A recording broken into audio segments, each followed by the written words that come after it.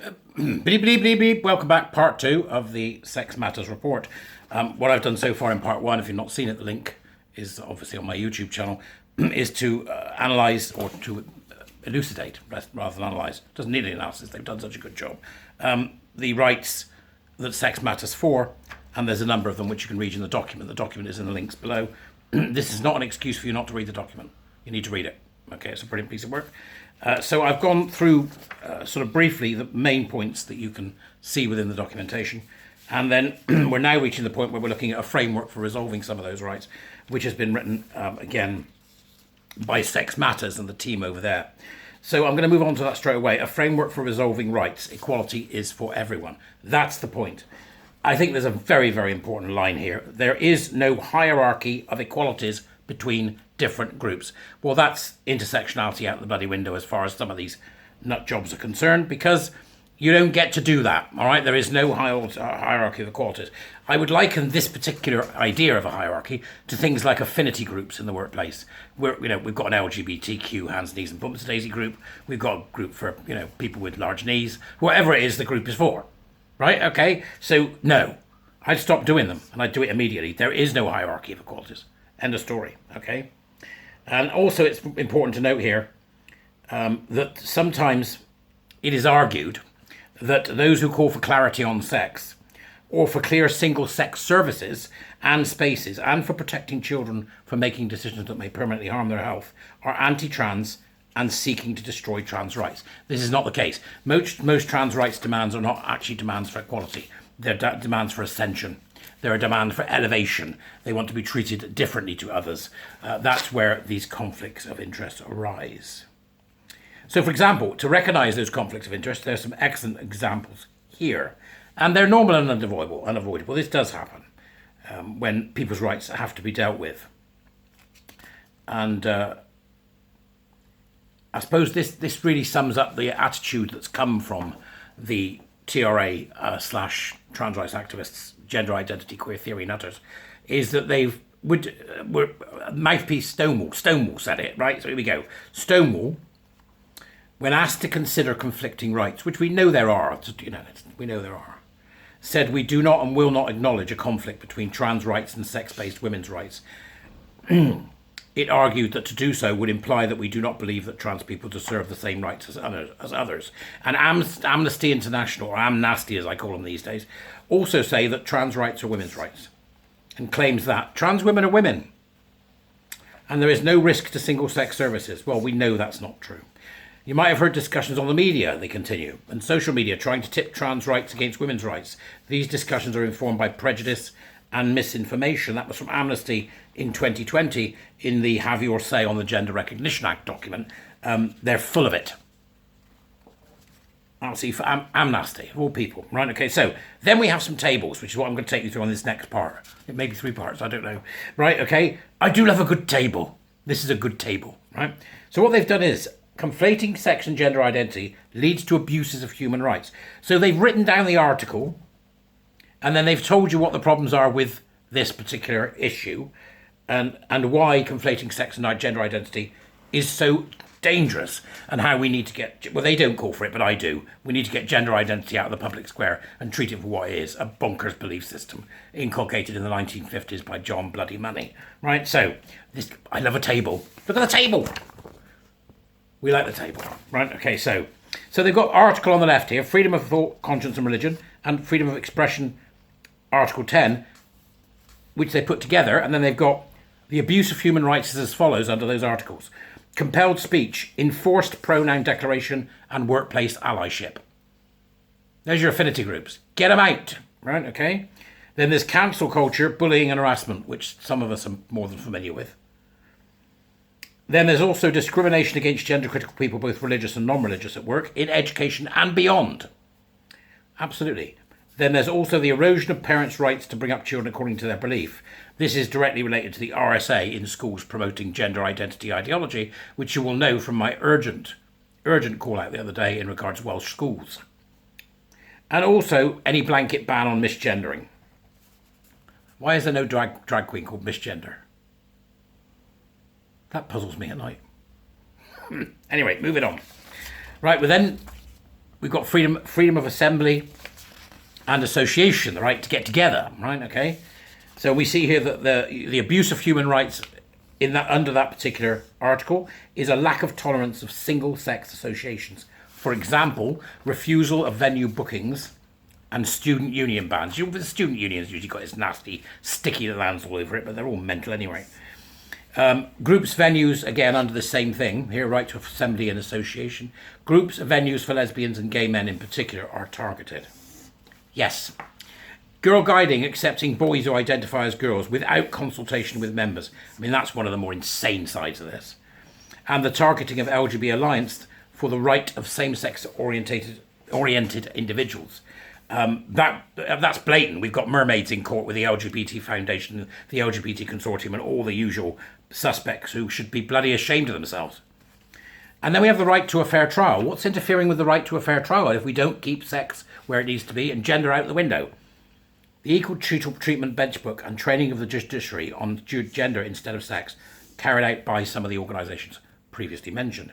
Compelling witnesses to refer to gender identity, not sex, in court, no less. Recording gender identity instead of sex in hearings and judgments. Don't know who committed the crime. You've seen it on newspapers. You know, woman convicted of assault in 40 women, or whatever it may be. It's not, it's a man, right? Then we go down to the right to respect for private and family life. So they specify under this. The changing personal data from sex to gender identity. They ask me my gender on a form now, I don't fill it out. I write to them and say I can't fill your form out. You haven't got sex on there. I don't believe in gender identity. Right? Forcing people to declare their gender critical beliefs in order not to be regarded as having a gender identity. So they out you. This is so Pol Pot and Mao.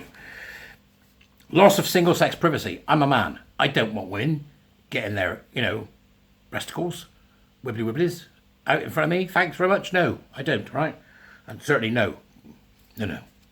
Let's cover them off. Sorry, I don't, right? Loss of clear, accurate sex markers in official documents. Right to identity documents. So you can no longer accurately sex someone from from the perspective of official documentation. This causes all sorts of problems. Chaos theory comes into that. See, once you start there, the little crack, just one little crack, it all goes mad. Lack of clarity about the law, which creates a lack of foreseeability. Well, what is the law and what isn't? If that happens, then you get arbitrary justice and people don't know what they've done wrong. So it screws up the law completely. You have schools keeping secrets from parents, social transitioning in schools. Not a neutral act, by the way.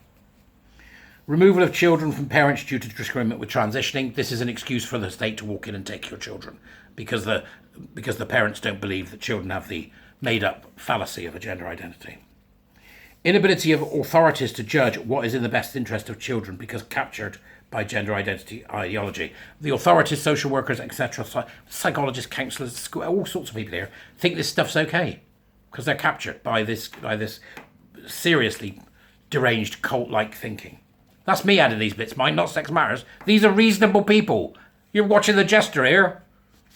Since when was I reasonable? Gender identity nutters. Right, okay. The right to form a family, Article 12. What about the rights of trans widows I mentioned in Part 1? And undermining the meaning of mother and father in legislation. I mean, not just, mother's one of the first words. It's got a fantastic history, they want to undermine that. So then we go to the right not to be subject to degrading treatment. And there's a larger number of these than one would expect in this documentation. First off, children and vulnerable people being put onto medication that results in sterilisation without adequate consent. Puberty blockers. Whatever else they're shoving down these kids' throats. Confusion about the sexes undermining child safeguarding and protection against child sexual abuse. Creation of environments without clear rules which enable sexual harassment, voyeurism and exposure because people are carrying out their fetish in the workplace. I still need to do that HR letter. I'll get around to it. Being forced to say that men are women and vice versa, in particular for wives and children of transitioners and for victims of sexual assault and rape. You shouldn't be forcing people to say it.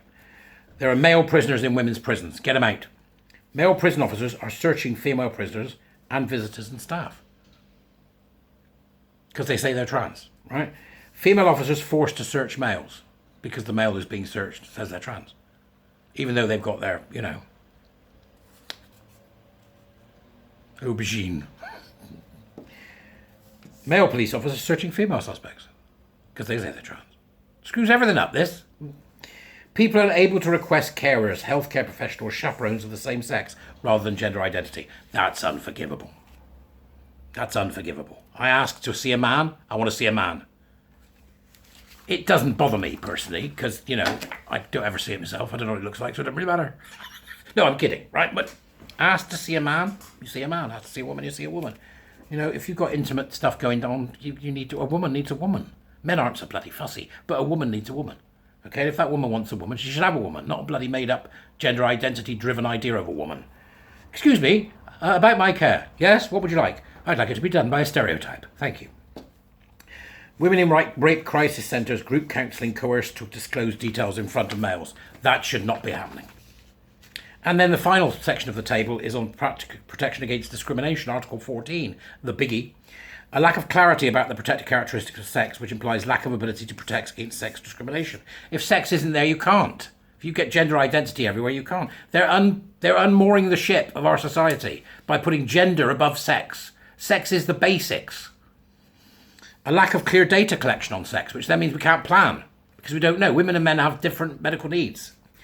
Even clearly stating the protected characteristic of sex is viewed as controversial and harassment. I went to fill out a form today, it had gender. Not filling it out. Go away, I've written to him. That was Asda. Asking me, how was your shopping experience? What's your gender? Where's my sex? So I've messaged them saying, stop this. I don't have a gender. I have a sex. Right, reporting of situations that would be viewed as sexual harassment, such as a male in the women's changing rooms, is now viewed as harassment of the male. Let's queer it. Let's do the queering. Fear of making distinctions based on sex leads to institutions going gender neutral, meaning many people, particularly women, self-exclude. There's no two sides to this, folks. I keep saying it. Sex matters will get it. You know, this document gets it where it should be. Me, I'm much tougher. I'm having none of it. Discrimination against people on the basis of their religion belief, because obviously my belief is I don't have a gender identity. My belief is gender identity doesn't exist, that actually it's just the tool being used by various people to push forward an agenda that has an extreme end to it. You can't discriminate on the basis of me because of that. But yet they've been getting rid of people and cancelling people, and more law for her, please. And also there's a lack of protection for women's categories in sport. What kind of man does this? Get out of women's sports. What kind of man are you? The wrong kind, obviously. Just get out. Right, so that's the table. I love the table. We like a table. Okay, that's a good table. Very good, that. We also then move on to say, in this particular solution, be clear about sex. Sex is binary and immutable. Changes to gender expression, such as clothing, hairstyle, mannerisms, pronouns, names, or cosmetic surgery to the body, may be deeply meaningful to an individual and constitute a gender identity to them, but identifying as trans does not change a person's sex. Gender identity is personality. Gender expression is fashion. Get over it. We then move on to talk about why we should treat people differently.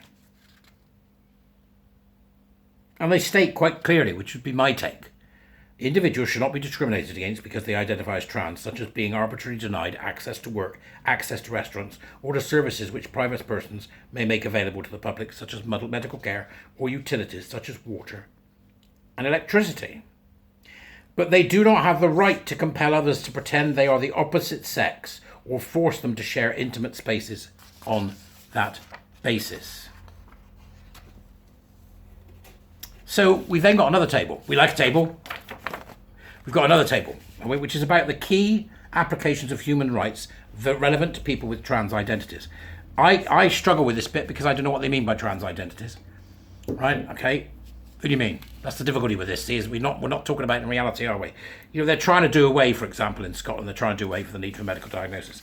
If my memory serves me correctly, in 2004, it was people who were transsexuals who needed this kind of treatment and thought, when we thought at the time it worked, who needed this kind of treatment, who were absolutely adamant that there must be a medical gatekeeping.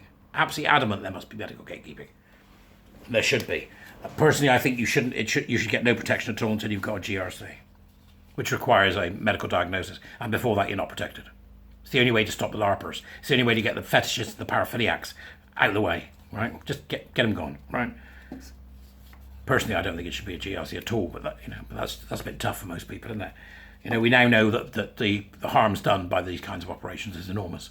We're here to worry about protecting children predominantly. That's my particular bag, gay children in particular. But the truth of the matter is, it doesn't work, and it lowers the likelihood of you living very long. And I think there'll come a time when we conquer this type of mental issue and do so in a way that means people can live their best lives, and that's what I hope for. So let's have a look at the key applications of human rights, again, broken down on the side with the different articles, right? Okay, so you can understand it. The freedom of thought, conscience, and religion. So they have the freedom, this is for trans people, to identify, express ideas about sex and gender. They have the freedom to refer to yourself in any way, and they have the freedom to dress how you choose. Same as the rest of us, that's it. That's under Article 9 and 10, thought, conscience and religion, and freedom of expression.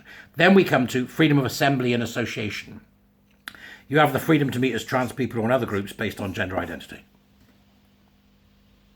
And then we have right to a fair trial.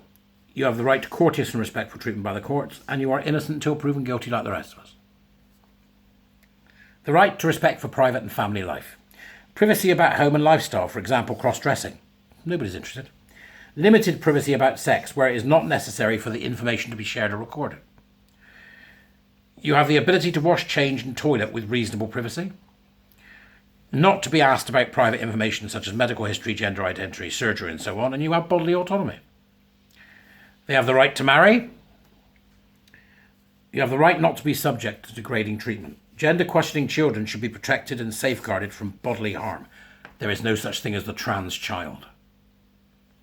Adults should not be forcibly sterilised or offered treatment under false pretences such as a sex change, and it certainly shouldn't be done because there's internalised homophobia. We need a lot more counselling, and affirmation needs to end. You also have the ability to wash, change and so on with dignity. Okay? Protection against discrimination, that's the main one, isn't it, really, for everybody. You have general protection against discrimination for being trans. And you have reasonable accommodation where there are sex-separated spaces. That's what you're entitled to.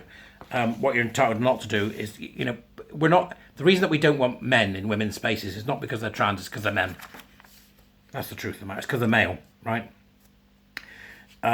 We then talk on sex matters for sex. We're on about sex now. Reproduction and sexual orientation are clearly areas where sex matters. In particular in contraception, abortion, assisted conception and surrogacy, such as IVF, assisted conception. These are all areas where complex legal and ethical issues are at play and therefore require clear language in policy on females and males. Also here, nice to see mentioned by the team, while LGBT may be used by some to delineate political identity, I'm not part of that. It should not be used as a characteristic to erase the distinctly different realities of each letter. For example, understandings of conversion therapy in relation to sexual orientation do not find direct parallels in transgender identity, since sexual orientation and cross-sex identification are not the same thing. In effect, conversion therapy that is now practiced in this country upon gay and lesbians is trans, is affirmation. That is the conversion therapy. Remember, you need to read this for yourself, because I'm adding bits in where I'm like, no, not far enough, Maya. Go a bit further. I'm adding bits in, so you need to read this for yourself, okay? They've also talked here, and I think this is the most important message that needs to get out, is that Dr. Hilary Cass has made absolutely clear social transition is not a neutral act. It is, in fact, a psychomedical intervention. Once that starts, the likelihood of your stopping your child going further, it diminishes. It is absolutely vital that schools do not affirm. They are not in any way qualified to do so. They are nobody working for them who is qualified to do so. It is absolutely crucial that it's recognised as a serious psychomedical intervention, and I would say the same thing for adults, quite frankly. The rights of parents should not be undermined by keeping secrets or promoting ideological viewpoints in schools, which is exactly what's happening, and that needs to stop instantly. Any move towards socially transitioning a child at school would engage questions of what's called Gillick competence. Is the child mature enough to understand? They're not, I can tell you that now. And they're very, very unlikely. If they're mature enough to understand it, they wouldn't want to do it. Any measures to accommodate children experiencing gender distress in school must respect the rights of other children in relation to freedom of expression. I would suggest no child should be allowed to do it at school. It's not a game. This is a stunning piece of work and a much needed one. All the links are in the doobries, as I said. It is absolutely vital that you don't just listen to me waffling. Read the damn thing. It's well worth a read. It's brilliantly written. It's very well put together. It provides some much needed clarity on the fundamental issues based on a human rights framework, which is why it's so important, and based on existing law, well resourced, well referenced, and certainly one to add to your resource list, which I shall be adding to mine for the Warrior Teacher Programme. So that's it from me. Sorry these two things were separate, but it's the easiest way to do it, to be honest. Subscribe, become a Warrior Teacher, as I said before, December. Start in December. Well, sign up in December, start in January will be the new Warrior Teacher Programme. I'll be advertising that in the next few weeks. And subscribe, coffee, you know, do all the things that you know, but mostly share this video from YouTube and retweet it if you see it online. That's the way to go, apparently. And thank you so much to Sex Matters for providing a document which has such clarity and which can enable us to begin to see exactly how the lawful framework that exists currently can help us in understanding the situation we're in. That is separate, by the way, from the cultural framework. I'm still having none of it in the cultural framework. I don't think it should even be mentioned in schools. Gender identity doesn't exist. It was invented by John Money. That's me, not Sex Matters, mind. You know what I'm like? The Jester's like that, right? Because he's an awkward devil. Listen, it's great to talk to you. Thank you very much. And finally, again, thank you, Sex Matters. It's important, this one. See you later.